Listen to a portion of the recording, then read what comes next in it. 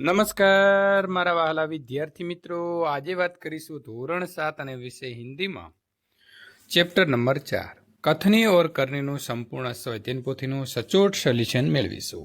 એ પહેલાં ચેનલની અંદર પ્રથમ વખત આવ્યા છો તો વિદ્યાર્થી મિત્રો ચેનલને ખાસ સબસ્ક્રાઇબ કરી તમારા મિત્રો સાથે આ વિડીયોને શેર કરવાનું ભૂલશો નહીં।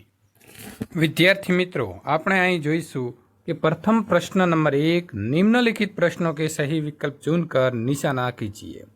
मनुष्य को अभिमान है अपने गुणों पर। मोहल्ले के लोग सुबह शाम पार्क में टहलने लगे। मनुष्य स्वयं को समझता है गुणों की खान। सज्जन फूल क्यों तोड़ते हैं तो पूजा के लिए तोड़ते हैं। पोते शब्द का अर्थ है पुत्र का पुत्र। असमान आचरण करने वाला अनादर के पात्र बनते हैं। कथनी और करनी में सदैव समानता रखनी चाहिए। विद्यार्थी मित्रों તમે આ પ્રકારના સોલ્યુશન મેળવી શકો છો, પરંતુ સંવેદન પોથીમાં પ્રથમ તમારે જાતે પ્રયત્ન કરી અને પૂરવાની છે અને ત્યારબાદ તમે એથી જવાબ વેરિફિકેશન કરી શકો છો। प्रश्न 1 ब, वाक्य कौन किसे कहता है लिखिए। पूजा के लिए फूल तोड़ रहा हो तो तख्ती लगाने वाले सज्जन लोग से कहते हैं। भाई साहब बस में सिगरेट पीना मना है। एक यात्री बस कंडक्टर से कहता है। तुम्हारे पिताजी ने कहो कि मैं मकान का किराया लेने आया हूँ। मकान मालिक बच्चे से कहता है। प्रश्न नंबर 2 अ, परिच्छेद को ध्यान से पढ़कर प्रश्नों के सही विकल्प चुनकर निशाना कीजिए। तो विद्यार्थी मित्रों प्रथम आ फकराने तमारे बराबर वांचीने समझी लेवानो छे અને ત્યાર પછી નીચે આપેલા પ્રશ્નોના જવાબ જોઈશું। समय के सदुपयोग का सीधा साधा अर्थ है उचित समय का उचित कार्य करना। टालम टोल करने की आवश्यकता किसी नहीं पड़ती समय के पाबंद व्यक्ति को। महापुरुषों ने समय को क्या माना है, सच्चा गुरु। इस परिच्छेद में आत्मसंतोष के लिए किस शब्द का प्रयोग किया गया है, आत्मतुष्टि। शब्दार्थ की गलत जोड़ पहचानिए। दूरस्थ तो ठीक करना, देर आए दुरुस्त आए तो कहावत का अर्थ क्या होता है। पहुंचने में उम्मीद से ज्यादा वक्त लगाया पर सकुशल आए।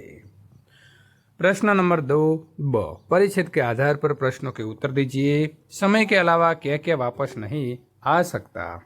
समय के अलावा बचपन वापस नहीं आ सकता। मुंह में से निकले हुए शब्द, कमान से निकला हुआ तीर, बंदूक से निकली हुई गोली वगैरह चीजें वापस नहीं आ सकती। बुद्धिमान व्यक्ति क्या करता है। बुद्धिमान व्यक्ति समय के पाबंद होते हैं। वो अपना कार्य समय अनुसार करते हैं। वे अपने समय का सदुपयोग करते हैं। समय की व्यवहारिक मान्यता क्या है। समय की व्यवहारिक मान्यता ये है कि वो एक बार चला गया तो वापस नहीं आता, इसीलिए उचित समय पर उचित कार्य कर लेना चाहिए, वरना बाद में हमें पछताना पड़ता है। गद्यांश को उचित शीर्षक दीजिए। समय का महत्व। समानार्थी शब्द लिखिए। टालमटोल तो घालमेल, निकम्मा तो बेकार, शिक्षक तो गुरुजी या अध्यापक, लक्ष्य तो आवश्यक ध्येय। विरोधी शब्द सदुपयोग तो दुरुपयोग, संतोष तो असंतोष, आरंभ तो अंत और गुरु तो शिष्य। निम्नलिखित परिच्छेद को फिर से लिखिए। आप शुद्ध हृदय से इस बात पर विचार करें, माता मातृभूमि का आप पर भी ऋण है। एक जननी आपको जीवन देती है, एक की गोद में खेल कूद और खा पीकर हम पुष्ट होते हैं, और एक आपके भावों का प्रकट करने की शक्ति देकर आपके सांसारिक जीवन को सुखमय बनाती है। जिसका आप पर इतना उपकार है, इसके लिए कुछ करना आपका परम कर्तव्य है। प्रश्न नंबर 4 ओ, प्रश्नों के उत्तर लिखिए। बरसात के मौसम में पौधे लगाने से क्या फायदा होता है। पौधे को विकसित होने के लिए हवा, पानी और गर्मी की जरूरत पड़ती है। बरसात के मौसम में बारिश होती है, इसीलिए पौधे को हवा, पानी और गर्मी आसानी से मिल जाती है। इसीलिए बरसात में पौधे लगाने से फायदा होता है। ईश्वर ने मनुष्य को किन गुणों से संवारा है। ईश्वर ने मनुष्य के सोचने, विचारने और कल्पना करने के लिए मस्तिष्क दिया है। इसने मनुष्य को इच्छे बुरे का निर्णय करने के लिए विवेक बुद्धि दी है। वाणी का वरदान भी केवल मनुष्य को ही मिला है। मनुष्य जैसा सुंदर शरीर किसी दूसरे प्राणी को नहीं है। इस प्रकार ईश्वर ने मनुष्य को अन्य प्राणियों से श्रेष्ठ बनाया है। प्रश्न नंबर 3, बाग में टहलने से क्या लाभ होता है? तो बाग में टहलने से हमारी सेहत अच्छी रहती है। प्रांत काल टहलने से न केवल शारीरिक बल्कि मानसिक क्षमता भी बढ़ जाती है एवं तनाव दूर हो जाता है। खास बात यह है कि उससे मधुमेह के रोग से लाभ होता है। मकान मालिक क्यों हंसने लगा? जब किराएदार से मकान मालिक किराया मांगने आया तो किराएदार ने अपने बच्चों को समझाकर भेजा। जब बच्चा गया तो मकान मालिक ने उससे कहा, तुम्हारे पिताजी से कहो कि मैं मकान का किराया लेने आया हूँ। बच्चे ने टपक से जवाब दिया, पिताजी ने कहा है कि वे घर पे नहीं है। बच्चे की बात अनुसार मकान मालिक हंसने लगा। प्रश्न 4 व प्रश्नों के उत्तर लिखिए। फूल सबको अच्छे क्यों लगते हैं? फूल रंग बिरंगी होते हैं, उनमें से मन भावनी सुगंध निकलती है। फूल प्राकृतिक गहनों का काम करते हैं। फूलों के तोरणों से स्थान और फूलों की मालाओं से मूर्ति की शोभा बढ़ जाती है। फूलहार का उपयोग विशिष्ट व्यक्ति का सम्मान करने में होता है। अपने इन गुणों और उपयोगों के कारण फूल सबको अच्छे लगते हैं।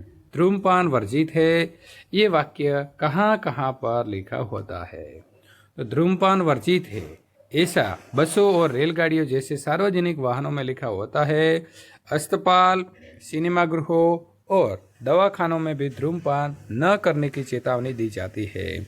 बाग बगीचे, पुस्तकालय, प्रतीक्षालय, धर्मशाला और सार्वजनिक शौचालय आदि स्थानों पर ऐसी पट्टियां लगी होती है। आप किन किन जगहों पर कतार में खड़े रहते हैं? लोग ट्रेन, सर्कस प्रदर्शनी और सिनेमा के टिकट के लिए, राशन की दुकानों से राशन लेने के लिए, लाइट या तो टेलीफोन के बिल भरने के लिए, बस में चढ़ने के लिए, शहरों में मॉल में की खरीदी का बिल चुकाने के लिए। बैंक में लोग कतार में खड़े होकर पैसे जमा करते हैं या तो निकालते हैं। हम हंसी के पात्र कब बनते हैं? जब हम आदर्श की बात तो करते हैं पर उन्हें अपनाते नहीं। इस प्रकार का आचरण अच्छा नहीं होता। ऐसा आचरण करने से कभी सम्मान नहीं मिलता और हंसी के पात्र बनते हैं। गलत ढंग से काम करने से क्या होता है? गलत ढंग से काम करने से समय की बर्बादी होती है। काम का बेहतर परिणाम नहीं मिलता। एक ही काम को बार बार निरीक्षण करना पड़ता है जिससे मानव श्रम का व्यय होता है और वो काम फिर से करना पड़ता है। प्रश्न नंबर 6, सम्मान पाने के लिए आप क्या क्या करेंगे? तो सम्मान पाने के लिए दूसरों को सम्मान देना चाहिए। हम दूसरों को सम्मान करेंगे तो ही हमें सम्मान मिलेगा। हमारी गलती हो तो हमें गलती मान लेनी चाहिए, तो ही हम सम्मान के पात्र बन सकते हैं। किसी भी कार्य को अच्छे से करने से हमें सम्मान मिलता है। पढ़ाई में अच्छे गुण प्राप्त करने से सम्मान के पात्र बनते हैं। नीचे दिए गए विराम चिन्हों का उपयोग करके इकाई से जिस वाक्य में हुआ हो ऐसे 2 वाक्य ढूंढ कर लिखिए। पूर्ण विराम। ईश्वर ने मनुष्य को अन्य प्राणियों से श्रेष्ठ बनाया है। मनुष्य को कई गुणों से संवारा है। अर्ध विराम। आदर्श की बात तो करते हैं पर उन्हें अपनाते नहीं। एक दिन की बात है जब बिजली के बिल जमा करने योजक चिन्ह मोहल्ले के लोग सुबह शाम पार्क में टहलने लगे। आते जाते सब उसको पढ़ते, कोई भी फूलों को नहीं तोड़ते। तो आते जाते और सुबह शाम के बीच में योजक चिन्ह आएंगे। अवतरण चिन्ह। बसों में लिखा होता है धूम्रपान करना निषेध है। सज्जन ने कहा, मुझे ज़्यादा समय तक थोड़े रुकना है, मैं तो सामान लेकर अभी चला जाऊंगा। प्रश्न सूचक। फूल सबको अच्छे क्यों लगते हैं? लोग कहाँ कहाँ कतार में खड़े रहते हैं? नीचे दिए गए वाक्य में से सही स्थान पर उचित विराम चिन्ह लगाकर वाक्य फिर से लिखिए। युधिष्ठिर, भीम, अर्जुन, नकुल और सहदेव 5 पांडव थे। वेदांत कलकत्ता चला गया है। कौन कहता है कि भारत विज्ञान में पीछे हैं? राधा कृष्ण नाच रहे हैं। चाणक्य ने कहा, मैं तुम्हारी रक्षा करूंगा। प्रश्न नंबर 6, शब्दों को उचित क्रम में रखकर अर्थपूर्ण वाक्य लिखिए।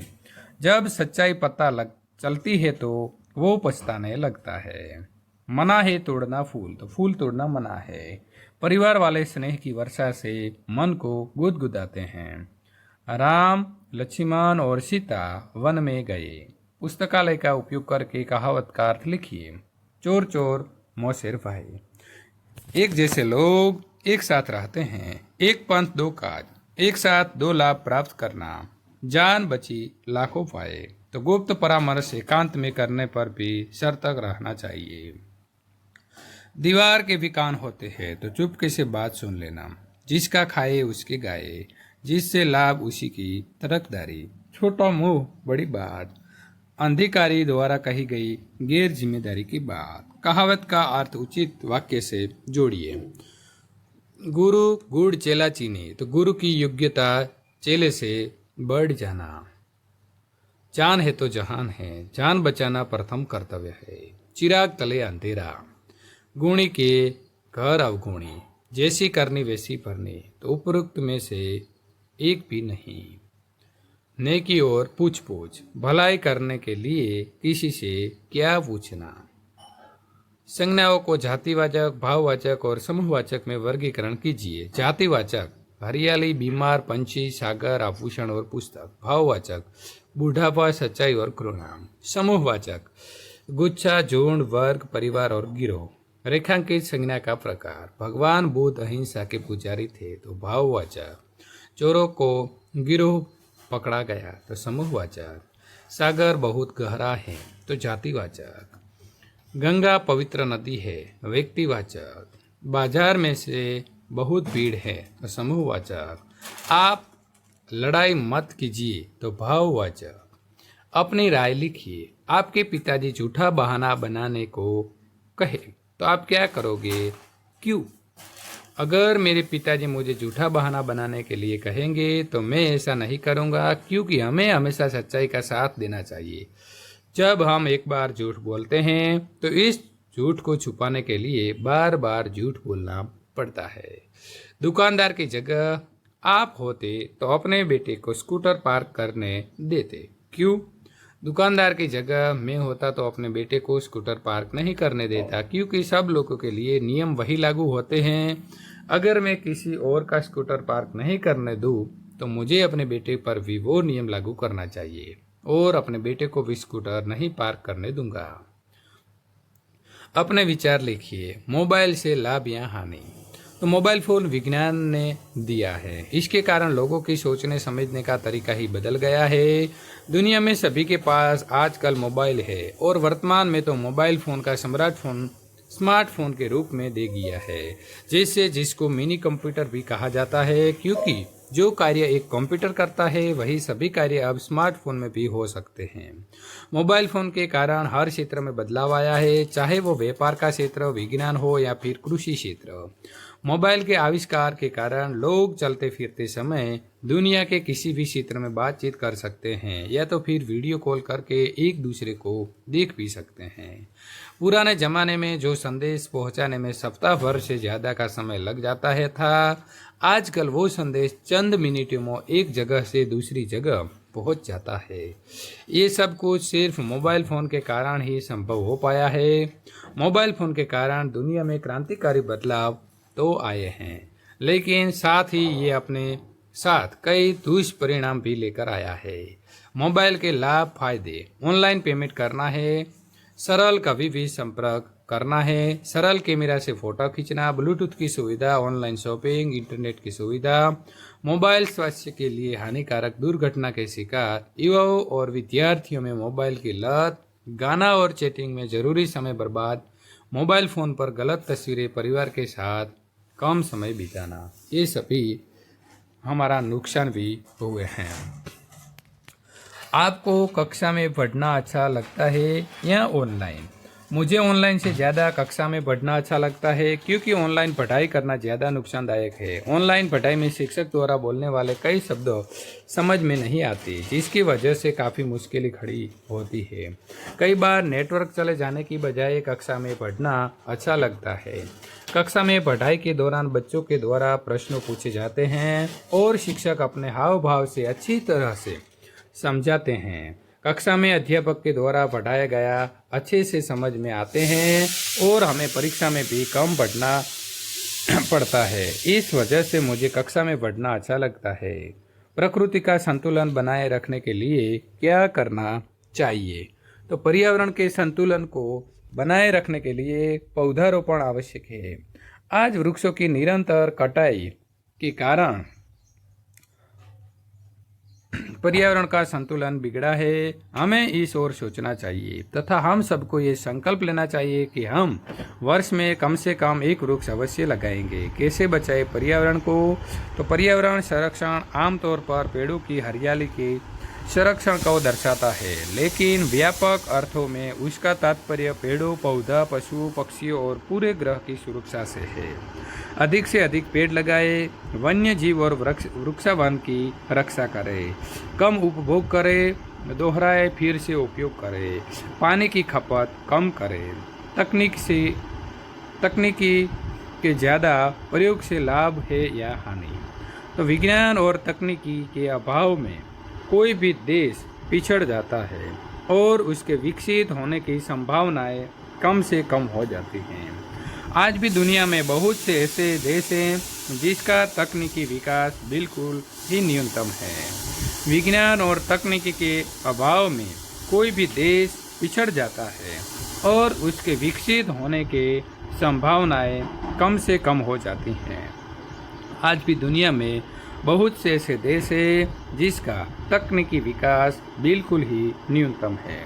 વિદ્યાર્થી મિત્રો, આ પ્રકારે જો તમે સંપૂર્ણ તમારા બધા જ પાઠ અને કાવ્યનું સોલ્યુશન મેળવવા માગો છો તો ચેનલને ખાસ સબસ્ક્રાઈબ કરી લેવી અને આગળનું સોલ્યુશન મેળવવા માટે અહીં આપેલી એન્ડ સ્ક્રીન ઉપર ક્લિક કરી અને મેળવી શકો છો।